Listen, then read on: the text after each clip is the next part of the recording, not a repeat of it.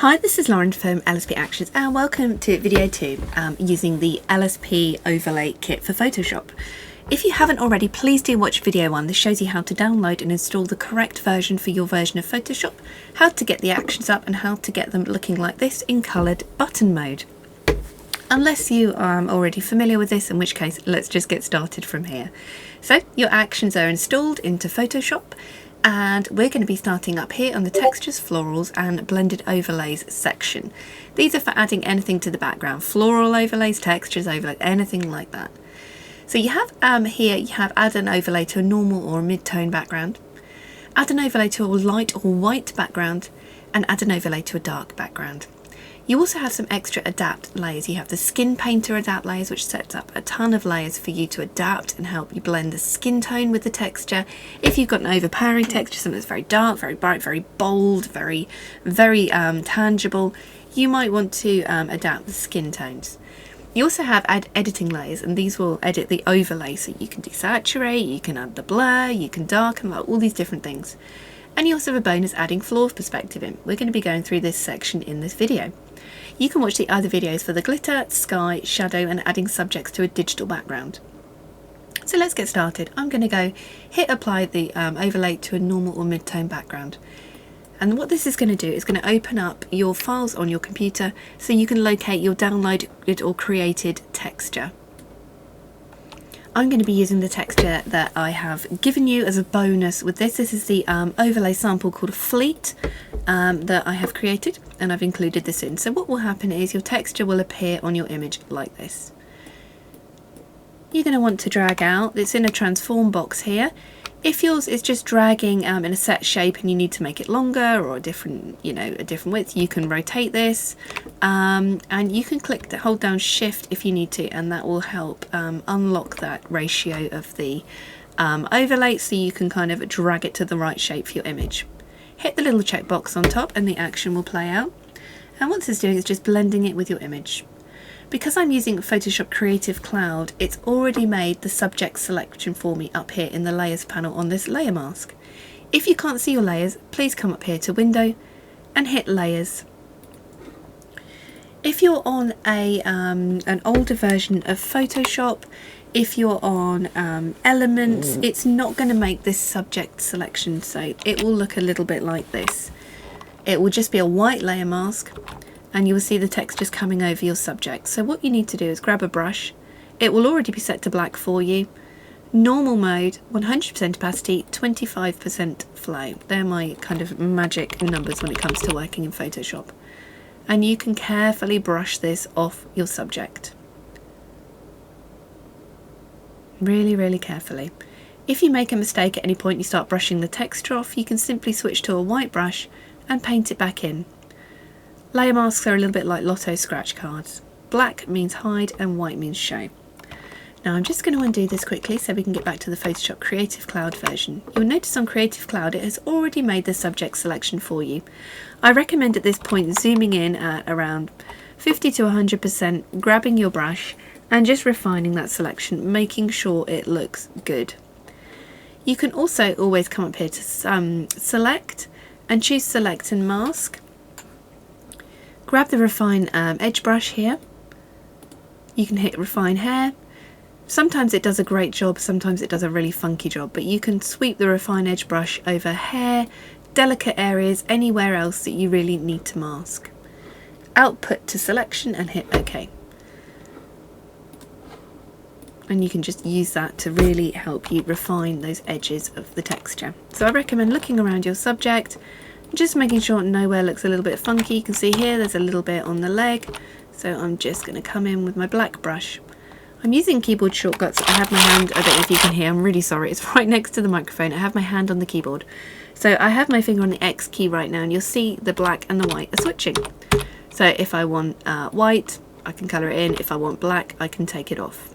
So black is hide and white means show. So just really get in there and just refine that selection until you're happy. And so you can see here we've added a texture before and after. We've added the Fleet texture overlay sample that's included as a bonus for free, and my gift to you with buying these actions. So you can go right ahead and use that with any of your images. So So let's add floor perspective, because right now, I'm not sure if you can even see it so well, but this texture is flat over the image, and yet this image has a wall and a floor. So adding a flat texture over that is a dead giveaway. It just looks a bit weird. So you can come down here to add floor perspective. This is on the bonus. Make sure you've clicked on the overlay, hit add floor perspective. It gives you some instructions. This is mostly manual. Using the marquee tool, which is, where is it? Oh my goodness, I went blind then. It's at the top here, the marquee tool. You draw a rectangle selection just around the floor area, and then you hit play again. So we'll grab the marquee tool, the rectangular marquee, and we're going to draw a rectangle up until that floor wall join. Hit the action again. It would have gone bright red if you're on button mode, or it'll be open if you're on grey mode. If you're on grey mode, you can simply close it back down afterwards if it annoys you. Okay, the perspective transform is selected for you, so we just hit OK, and what we can do, we can start to drag this out, and this is adding perspective to that texture. I've dragged it out rather a long way to add that great perspective, and you hit the little check at the top and it's done. So now we have the floor and the texture is kind of fanning out here around the little girl, so it adds that perfect texture in. The same goes if you're adding an overlay to a light or a white background. Let me just go ahead and show you. Okay, beautiful image here by Anna Brandt. So we're going to add the very, very light overlay. You want to add an overlay that's really adapted to the image. If you're adding for white, you don't really want to be adding a dark, heavy texture. It's just not going to go. So when you're editing with overlays, digital backgrounds, anything like that, you've got to think, do the two elements kind of merge together well? Do they blend well? So I'm going to hit here, add overlay to a light white background. And I'll select here the white illustrative floral overlay. You can get the whole illustrative pack over on the LSP Actions website, and they come with even more actions to blend these in. So just double click or hit the little checkbox, and it's going to play these actions out. And on Photoshop Creative Cloud, this will have selected your subject for you. On older versions of Photoshop Elements, you're going to need to do the same thing again. Your layer mask will look a little bit like this, so you need to grab a black brush and you need to paint this away from your subject. But on Photoshop Creative Cloud, hopefully it would have done a lot of the hard work for you. And you can simply use your brush, if you want to, a nice soft brush, to refine this, to lighten it up. It depends how light your background is. With any of these as well, you can play with the blend mode up here where it says multiply. You can just have a mess around and see what looks better for your image. Multiply is generally the best one. On these as well, you also have a smart filter box underneath with a Gaussian blur. You can grab a brush on white, and if you want to blur your background texture, you can just simply brush this over to add that blur in. You can double click this little bit here, I don't know if you can see where it says Gaussian blur, and you can change the radius of that blur. So that's adding to white. And the same goes for adding to dark as well, but just make sure you use a texture that's well suited for your image and you should be absolutely fine. You also have some extra bonus extra layers here. So back onto our dark, let's try this. You have add skin painter layers. Whatever you do, make sure please that you select the texture first. Don't be on any random other layers. Select the texture, select the overlay first, and add your painter. It even comes up, please make sure, because these all latch onto that one texture layer. So if you don't add these in, sorry, glitch in the matrix there. So you have your texture, you have the Gaussian blur, you have the skin paint base. There is no need to edit this one. Then above this you have skin paint darker, and skin paint lighter. And what this will do, it will adapt the skin tones. If your texture has particularly changed the colours of your image, you have some skin paint in here that you can just add on to your subject, and it's very subtle, but it will really help blend your subject with the texture. Let me get rid of those. You also have here, add the extra editing layers. These are for the textures or the florals or any overlays you're using. So make sure you've selected your texture or your overlay first, that you've added that in, and then you'll notice, and you have all these layers set up here. So you have your texture with the blur, you have fader paint. So what this will do, it can help fade your subject and really blend them with the texture if you need this. Fade the texture to your subject. Here we go. So you see that's faded it down and really blending that with the image. Let's just hide that one. Above here, you'll notice these are white layer masks. So what I've done, I've just pop the eye icon off on these. They're not on right now. You can't see these layers. So if you want to do anything like here, the saturation tweaker, you need to turn it on first. You can double click on the little box and you can change the saturation. You can change the color, the hue, anything like that of the layer, of the texture.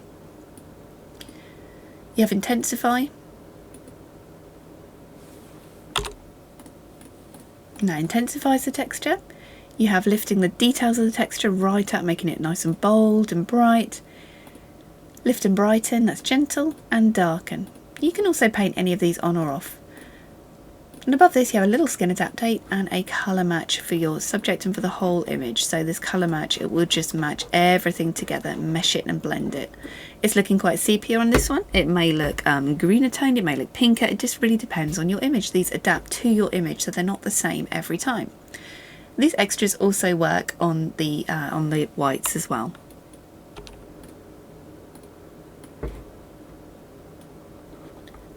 So that's how to add a texture or a background to your image, any florals, anything like that. Let's go ahead and add a quick floral. Let me just go and open up an image. Another gorgeous shot from Anna Brown. I love the boldness of this tone, absolutely beautiful. So let's add a floral. I'm going to go back to here, add the overlay to a normal or a mid-tone background. I'm going to add the floral overlay, the sample vase that's included with your set that I've created for you. So you can just go the same way as the textures, just go ahead and add this over your image and hit enter or the little checkbox there and let the action play out, adding this to your image. Because this is Photoshop Creative Cloud, it will have already made this selection for you. If you're on an older version, again, you need to grab this black brush and mask it in. But that's pretty much done, just like that, it's done. And we can add the extra editing layers for this floral as well, they work the same way. And again, the fader paint, the saturation tweaker for a floral, same as the texture. You can tweak this around if you wanted to. Intensify it, make it really bold, lifting those details and making it bright. So you can really just adapt this to your image. And you can also use the brush, obviously there it's painted over your subject. You don't want to do that, so remember the X key switches between black and white. And we can just very, very lightly dab this away. Now depending on what kind of texture you're using, you might want to pay attention to the lights and shadows in the background of your image and make sure they match up. If not, you can have to flip the texture or flip your image. So that's how to add the textures, florals, that's a huge brush. Any kind of textures and florals using this section, the texture and floral section. You've got to add an overlay to a normal or mid-tone background, to a white background or to a dark background. You also have the extra adapt layers for skin painting, editing layers, and adding floor perspective to the overlay. So please do watch the other videos for adding a glitter overlay, sky, shadows, and adding your subject to a digital background, all with this one all-in-one action kit. And also the extra actions. The extras, you've got things like flip and mirror. So as long as you've selected the texture or the background, you see here it's just flipping it round side to side, flip and mirror. I'm just clicking that. You can decrease the yellows, desaturate, you can sharpen it up, you can blur, if the blur isn't already selected, you can add more blur, intensify, and you can resize and reposition as well. But I just recommend you click on it every time you play one of these. So enjoy that. I'll see you over in the following videos for the tutorials for the glitters, skies, shadows and digital backgrounds. I'm Lauren, thanks for watching.